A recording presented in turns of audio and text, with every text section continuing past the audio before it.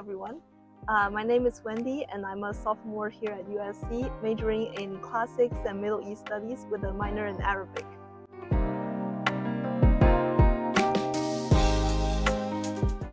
So my language learning experiences go back a long way.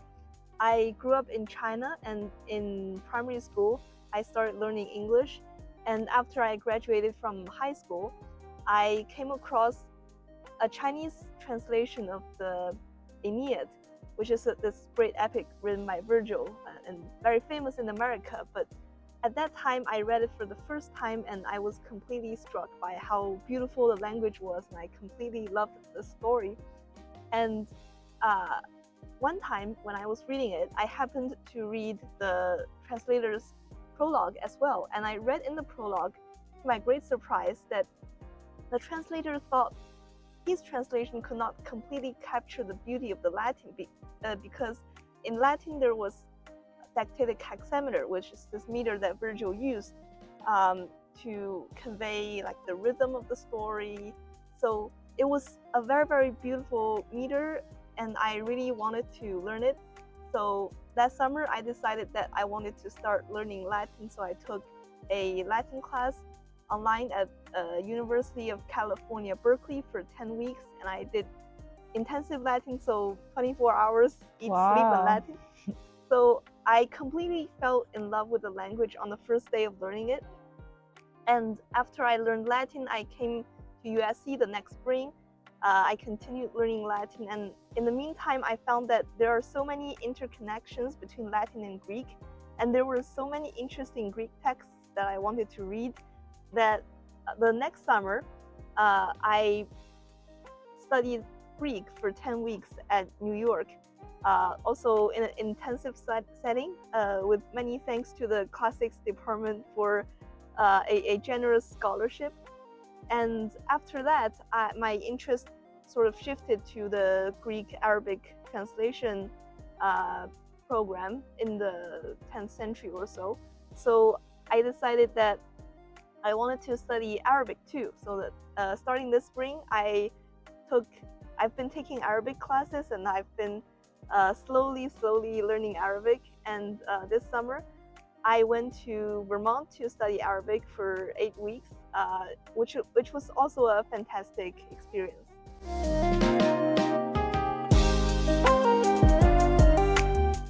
It was fantastic. It was like 24/7, very, very immersive, and I really got to experience how the language almost rewired my brain in a way that I was actually thinking in the language. So that was pretty incredible.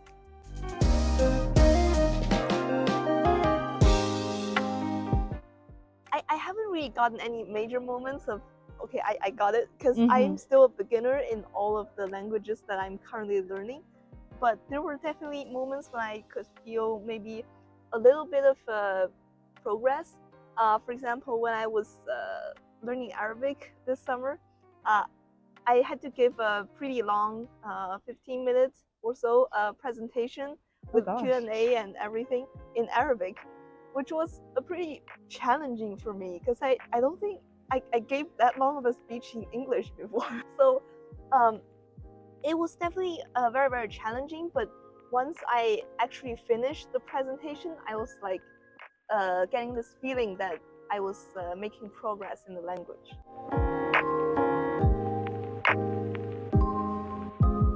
Oh yeah, so USC has definitely supported me a lot in my language journey, and I am very grateful for that. I'm very, very grateful for all the classes that I've taken here at USC. They've been so wonderful. I still remember the first Latin class I took in the spring of 2022, and we read Ovid's Metamorphoses, book 3. And I remember that near the end of the class, one professor came to our Latin class. He was also a classics professor. And in that class, we translated Taylor Swift's Blank Space into Latin, and we were doing Latin karaoke. So that was karaoke? Yeah, Latin karaoke. Every class that I've taken here at USC, I've enjoyed it so much. And especially I'm grateful for the support of the classics department in my application to the scholarships, and also the Middle East Studies department as well. I'm very, very grateful for my Arabic professors there.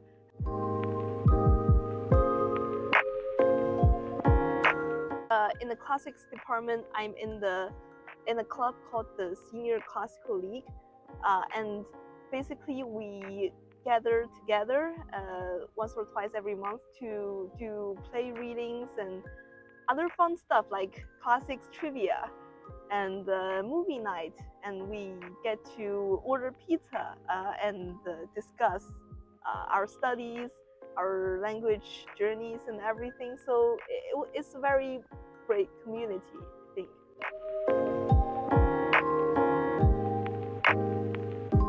Oh, I mean, definitely. I think in terms of Latin texts, I love Virgil, Ovid, and especially Lucretius.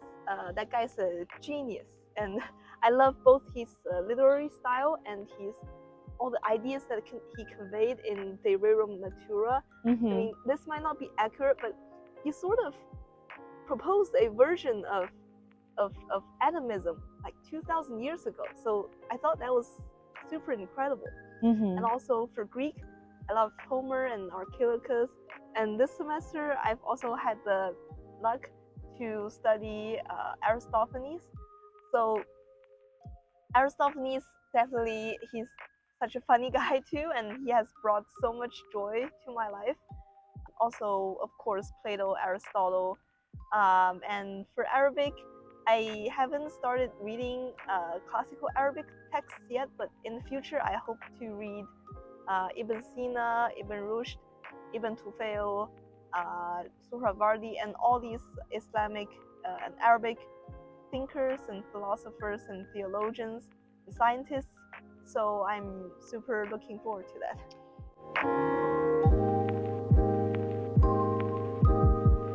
In terms of Latin and Greek, I think the most popular way of teaching is for students to learn grammar first and a lot of vocabularies along with that. So once we get that basic grasp of grammar, we can just challenge ourselves and just dig into the text. And if we run into difficulties, we consult commentaries or dictionaries, or of course our professors.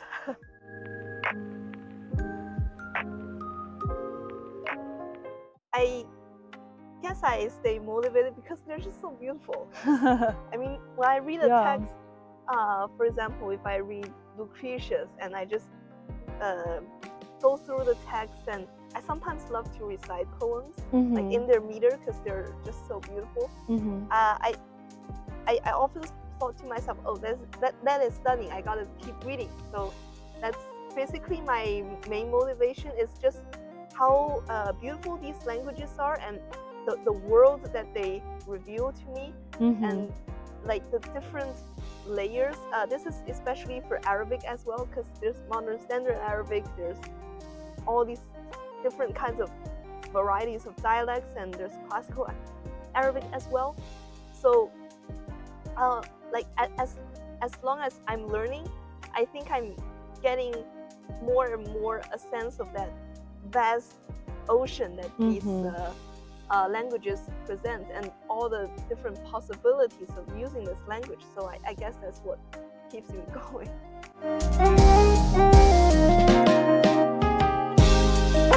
I think the main challenge would definitely be the grammar, and sometimes they can get really complicated because each author can have a different style. So for example, Thucydides' use of grammar might be slightly different from Aristophanes' use of grammar. And also there are, for example, for Greek, there were all these ancient dialects which vary slightly. So I have to try to get used to that every time I read a different author. And there's another difficulty, is that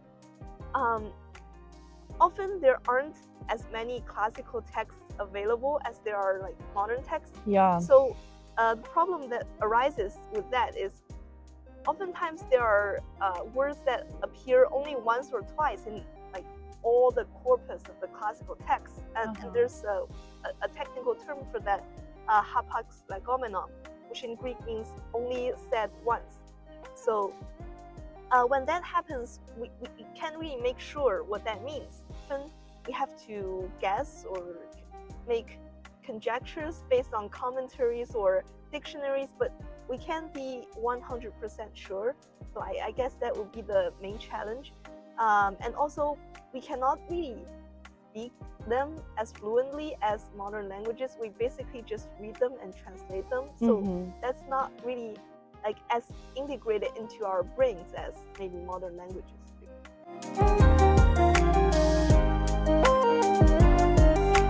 Book that we use here at USC in the language classes, El-Kitab is a really good textbook, and I highly recommend that to anyone, whether they want to take Arabic classes here or study by themselves.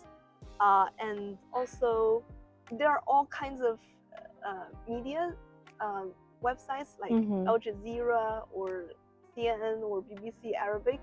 So they're very helpful, I think, for just reading news every day and just listening to the news. And also there are a lot of great resources on YouTube.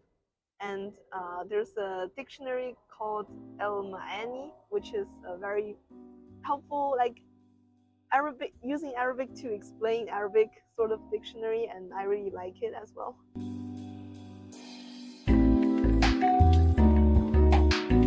That question might differ a little bit regarding languages.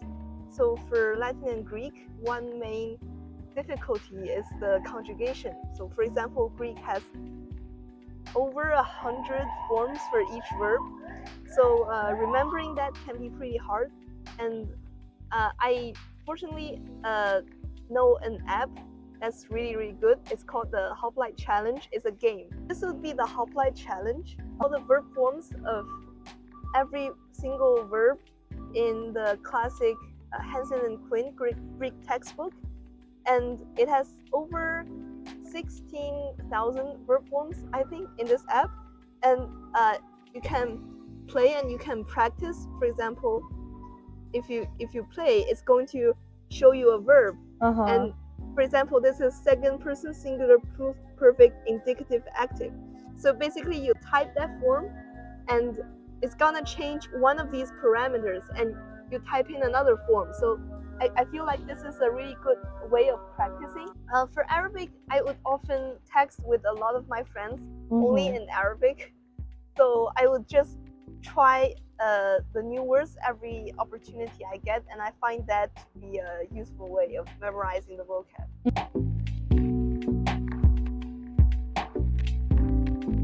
Oh wow, this is really just the beginning of the language journey. I think I've got many other languages in my list. For example, Sanskrit, Persian, Syriac, maybe Coptic, I don't know, German and French for sure. And yeah, I think that Old Persian or maybe Middle Persian, like all the varieties of Persian. So I'm really excited to learn some new languages in the future for my research.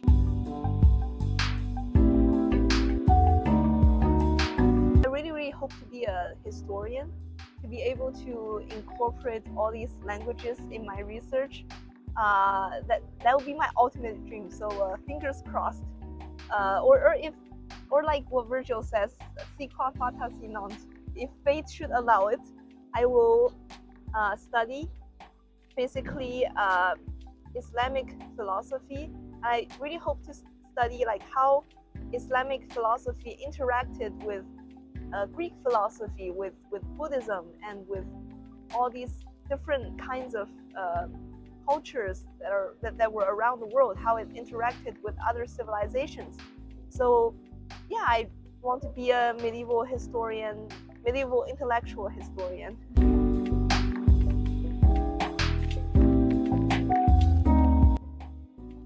Oh, that is a hard question. That question I think will be equivalent to asking a kid, do you like your dad better or your mom better? Oh my gosh.